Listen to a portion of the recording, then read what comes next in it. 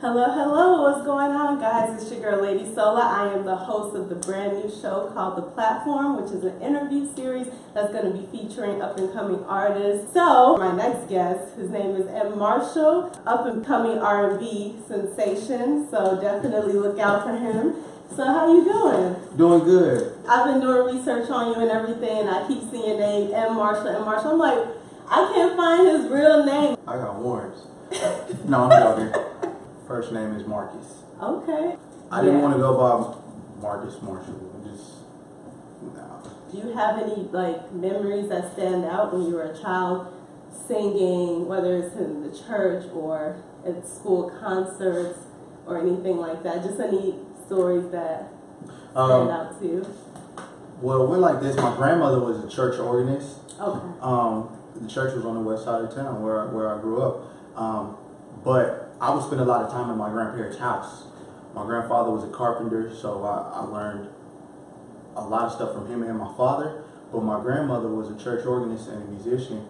So when she would go to practice for Sunday service, whenever she would go to the piano, I would go too. Mm-hmm. And then it got weird because apparently I used to put my head on the pedal on the pedals of the piano while she was playing. I don't know why I was down there and not on the seat with her watching the kids, but that's what my mom told me. She told me that story, and all of a sudden it went from cute to weird. So, but long story short, I heard music in the house. I was drawn to the music, and I actually learned to play piano. It took about 3-4 years. Now I just play for songwriting purposes, but from my grandmother's house I went on to church. Then I went to a performing arts school, and I decided that I didn't want to do music anymore, so I got kicked out of the performing arts school on purpose. And then I found music again back in high school. It's been like an in and out process for majority of your adolescence. More in than out. But yeah, sometimes I get tired of doing what I'm supposed to do. So I think that was mostly the whole adolescent trying to find myself thing. What pivotal point in your life were you like, I'm going to do this for real? My senior year of high school, my church choir director, who also happens to be my godfather, I don't know what happened, but somehow me and a couple other guys ended up at his house. There was 3 other guys, and we had a group. The name of the group was Unwritten, and I think we were just going ham in choir rehearsal one day, dancing and stuff, and instead of scolding us, he kind of was like peeping it and putting it together in his mind. So that was the start of really where I am today. I was listening through to the new EP, and you definitely have like a very old, soulful, kind of like that 90s R&B. So is that something that you seek and you do purposely, like this is the sound I'm trying to get, or does it just kind of happen that way? My father, he used to play a lot of old groups like Harold Melvin and the Blue Notes, Temptations, the Stylistics, and just all of those istics, and he had tapes and tapes and tapes and tapes and tapes, stuff on 8-track, stuff on vinyl that were throwback. And my mother, she used to play a lot of R&B, a lot of 90s R&B in the car. So that's kind of how I learned to sing in the back seat as well. Listening to Chico DeBarge, Aaron Hall, groups like God, Drew Hill, Old Usher. Young Usher, throwback Usher. Usher was my favorite singer growing up, 96, 97, when he was on Moesha and, My Way. That was my song. Make Me Wanna, I swear, he was my favorite. Nice and slow. Anyway, we being nostalgic right now. But yeah, a lot of 90s records. Now I don't go for it, that sound specifically, but I consider myself a singer and a songwriter. So a lot of times I'm making sure that even if a song is modern and there's maybe effects on my voice, and even though the cadences may be different and may not lend itself to really melodic singing, I'm still making sure I'm singing. It's real outside. We in Brooklyn, y'all, so you know how it is. It's all good. But I always make sure that I sound good with a microphone and a speaker. That's it. So I know if I'm right, with technology today, I'll be you know, whatever else I can do right, they'll fix. But the foundation. yeah, I always make sure that I can always sing and I can always write. So I promised to give you all I could, do everything I should. If you ask me, girl, I would. Tell me what happened. Missed calls, late nights, FaceTime, airplanes. Girl, I left you so behind. I swear I didn't want you to ever feel this way, going through changes. Yeah, I wanted to talk about your new EP. Like, I know you promoting Who I Want to Be, hashtag WIWTV. Oh, she got it. That's a tongue twister. I'm sure people mix that up. It's who I want to be, not where I want to be. That's not what I want to be. Not what I want to be is who. Get the pronoun right. What is the meaning behind the title and, you know, the sound and feel? What can people expect when they hear the whole thing from start to finish? What you can expect is just great music about real stuff. I just sang about really how I was feeling that day or what was on my mind, and that's the story of the album. The name behind the title is my brother and I having a conversation. I was at a really down point in my life, and he basically told me, from the minute you wake up in the morning to the minute you go to sleep, you need to scrutinize every decision that you make. Does this decision bring me closer to the person that I want to be, or does it bring me further away? Now, on the album, I tackle both sides of myself. First song, No Ho. Everybody wants something to you. Guys can be no hoes, and you know, obviously, the song is about a female.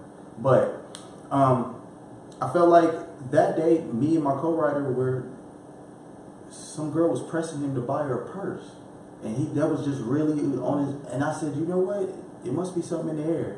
And then we just flowed with that, and all the way through Baby Mama Blues. That's just me standing in the mirror and singing about my worst self or how bad I could be, you know. To Easy, me and my brother went out one night to a strip club, and it was just maybe 4 of us, and our section was just cracking. I run the gamut of emotions: good, bad, happy, sad, love you better. You know, we all want to love our mate better. It's just relatable music. I'm singing about real life shit. I love you better, love you stronger, so much brighter than before. You make me smarter, working harder, love you better than before. I love you better, I love you better. Brother obviously has, you know, been a big source of inspiration and support in your life. That's one of my heroes. Yeah, Brandon Marshall, who plays for the Broncos. Shout out to him and, you know, Super Bowl and all that. Yeah, no, that's awesome. Congrats to the fam on that and everything. That's a huge accomplishment. But I know that he had a big part in this process as well. With his help, how far do you think that will take you? There's kind of 2 phases of my career. Essentially, I was doing this and I was writing. I had a publishing deal at 18, 19 years old, writing, and I was getting checks, you know, when I hit 20 for, you know, songwriting. And this was pretty much about the time that I dropped my brother off at college. Then I started a YouTube channel with through the idea of my former business partner. And I would be in New York every 6 to 8 weeks, just singing and grinding and singing and grinding. And I notice now what I was missing from back then. What Brandon brings is, man, he brings a computer of a brain, of a mind that's able to filter through all the artistic, you know, some days we feel this way, some days. He comes in and is like, look, I don't care how you feel today, we need to finish this. Right. And I'm like, I know that, I just need to have my moment, you know. And him as a person, him as a player, it helps my recognition Recognition, kind yeah. of like Yeah, your platform. definitely. It brings it up. You know, he's a Super Bowl winning middle linebacker from Las Vegas who went from being cut 2 times in the same week from the worst team in the NFL to winning the Super Bowl to taking a knee during the first couple games of his season. And he's not only in sports history, he's in American history. Absolutely. I'm attached to that. You know, not to mention I get to have, you know, a real budget.